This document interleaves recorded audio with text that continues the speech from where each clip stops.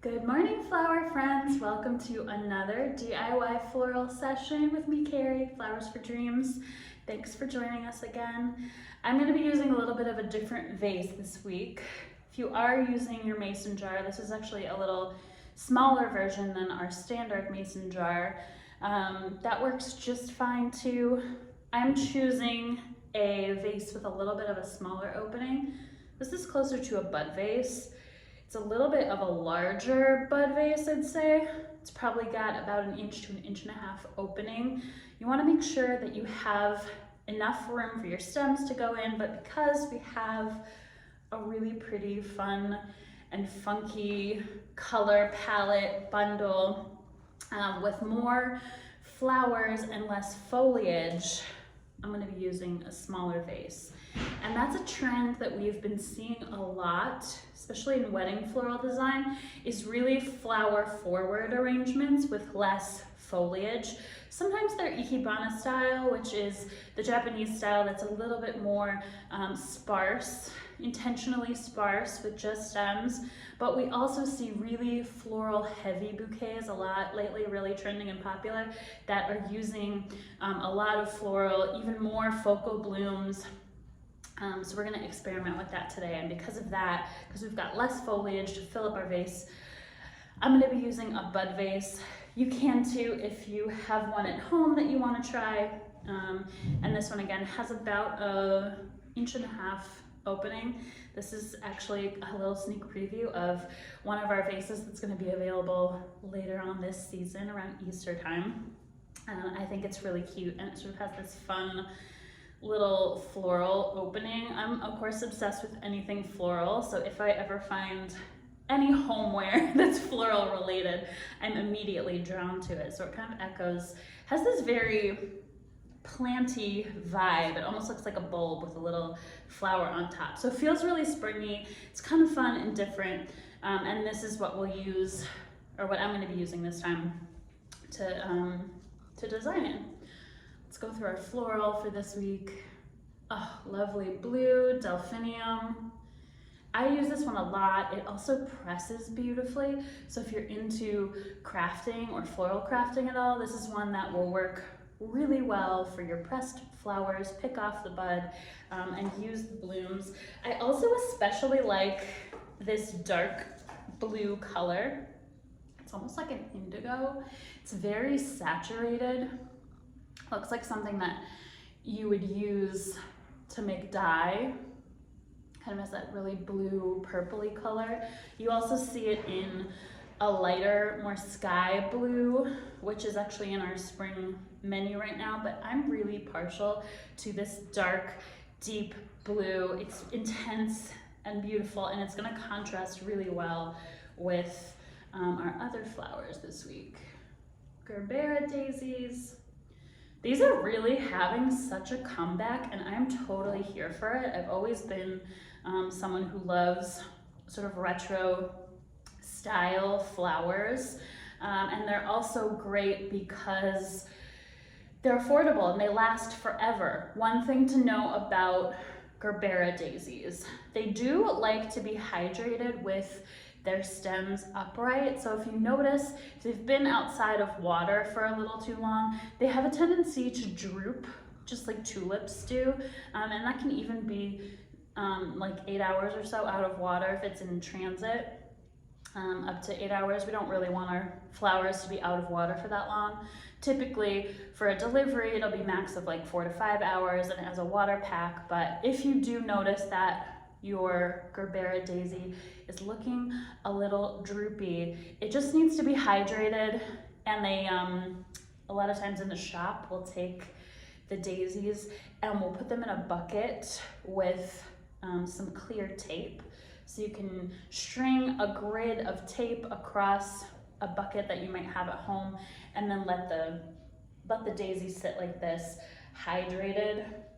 Snip the ends, and it'll return to this nice upright shape.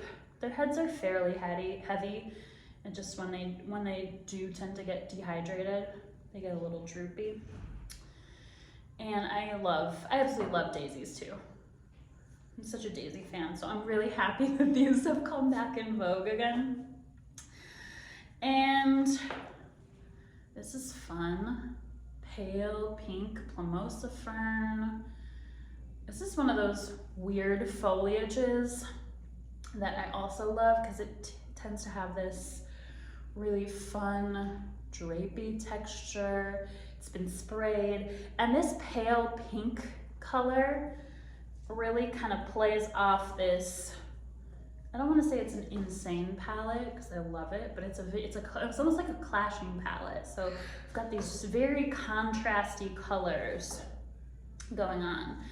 And then our Ranunculus. You're only gonna have two, but I wanted to bring out an example to show you one that has these little buds on them. So sometimes you'll get these cute little baby buds, perfect for bud vase arrangements using these buds. And you want to be careful with Ranunculus. They're definitely a favorite. They tend to have, they last a long time for such a high petal count, like really delicate flower. They're sort of medium delicate. It's a very soft, watery petal, so they are, you know, not as sturdy as like a carnation, but they do tend to last a long time, sometimes a week plus, which is nice. They have these really pretty wavy heads that sort of bend, so you can leave them up and out and kind of showcase that really pretty shape that happens. All right, so we've got our two Ranunculus, and I'm gonna start with my tallest flower, our Delphinium, just to start filling out our base. Whoops, and down. Ooh, okay, this one has a kind of the similar, this is one of the buds that at time when it was cut, it hadn't reached maturity. When you're growing flowers, a lot of times you'll trim off or prune the plant so that it develops in one area specifically and results in bigger blooms. But this little guy is just one of those that maybe didn't get pruned off and started developing at the time that it was cut. Didn't reach full maturity. That's okay. Again, it's not it's not a showstopper, but it can really still add something pretty to the arrangement. Now, because we're working with such a tall stem, do a little like vase height measurement before you cut, so you can really decide how tall you want your arrangement. I think I'm gonna trim this one down just a little bit.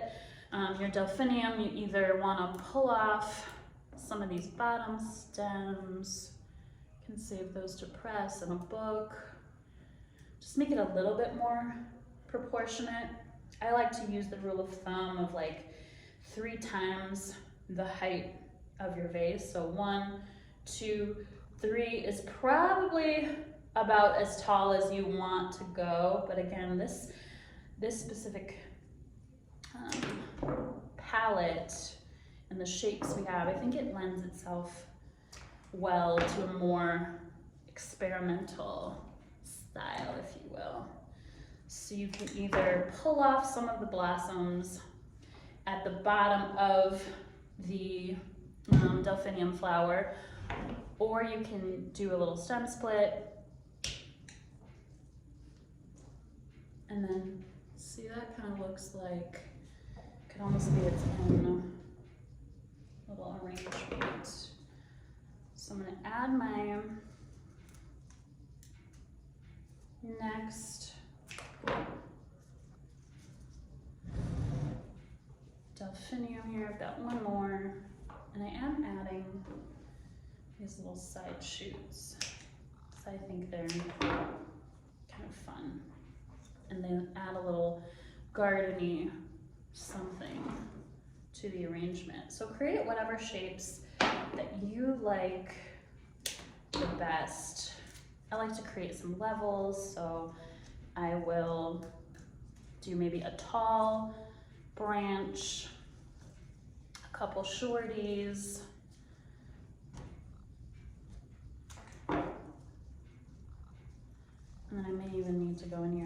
off some of these little blooms that are at the bottom. So we don't want those to get in the water. Also have a tendency to get squished. So save these if you like, and maybe try pressing them. They make beautiful framed pieces, and because their color is so intense blue, it doesn't really fade that much. Some flower colors fade when you press them, but this particular blue really just holds its color very well. Okay, next I'm gonna go in with my Plumosa Fern. I'm actually gonna, sometimes I might add my focal next once I've got my linear in. This is our focal, really pretty peach with that nice black center. But I wanna add some body and fill out my vase a little bit more. So I'll add my pink Plumosa Fern, and you can kind of float this in to your arrangement. It adds this sort of airy quality to it. So I'm just gonna float a little bit of this pink dyed fern in and around and let those tufts kind of play. You could even like wrap it around a stem and create some unique looking shapes by using your existing stems. I had a little piece that fell off. So here's my last piece. I think I'll add one more wild puff up in here to create another little gesture. I'm just gonna turn it around so that I can reposition one of my bigger Delphinium pieces. Isn't that fun? Really like that play of the blue and the pale pink. I'm a fusser, so I always have to try things out and see if I like them. I think I'm just gonna leave that piece to dangle. Let's do our Gerbera daisies next. Now these are fun because they have this really like black center. I love that contrast between the black and the peach. I don't know what it is about it. It's more like a dark, dark brown really, but it draws your eye to the flower, and that is one of the first things that you'll see. So since we have a nice trio here of Gerberas, you can create some fun shapes that lead your eye around the arrangement. So let's see, I like to do maybe like a low belly button flower, and then maybe two taller pieces. And they also do have this kind of convenient bend to them. They sort of like to face forward. So I am doing more of a forward facing style. I'm so guilty of that because I love photographing my arrangements, and they look really good photographed, like for Instagram, or just if you like to take your own pictures. They look great when they're forward facing. It's like one little trick of flower photography that they don't tell you. And maybe I'll do one out here. Can always take off more length. Obviously you can't add length.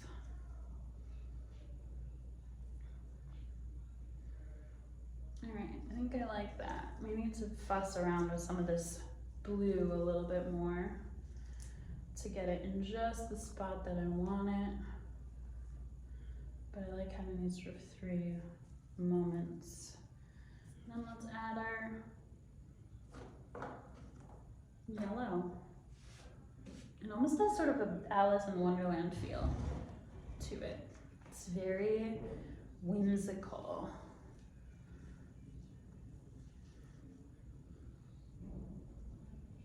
Trying to get that placement perfect. Chicken wire can help here too if you want perfect placement. I like to reuse my chicken wire. All right, here's my other. Again, I have 3, but we're only gonna have 2, but I just wanted to show this little bud. So if you wanna use that, you can cut it right there, and then you've got this fun little bud piece that just adds a little echo of your ranunculus.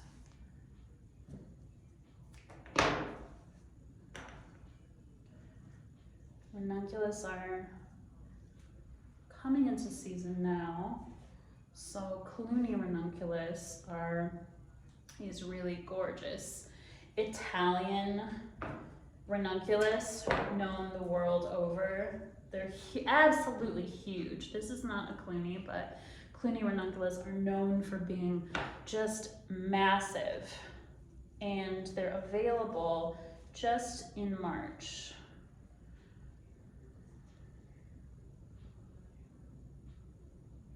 Oh, that's so pretty. All right, we've got our really unique palette with, oops, this one had snapped. Oh, bummer. If that happened to you, you can always take this little guy, stick it in a bud vase. You could even put it in a bowl with water. I'm gonna put this other one in that I had aside. Kind of shows you that they're sturdy, but their heads can break. So you wanna be really extra gentle with your ranunculus. Oh, what a gorgeous, fun, and different color palette. Kind of clashing, but in the best way possible. I love it. I'm gonna put this one on my desk this week and enjoy it. Thank you all so much for tuning in for another DIY floral session. We'd love to see you in the comments or on Instagram. Let us know what you'd like to see more of. Bye, everybody.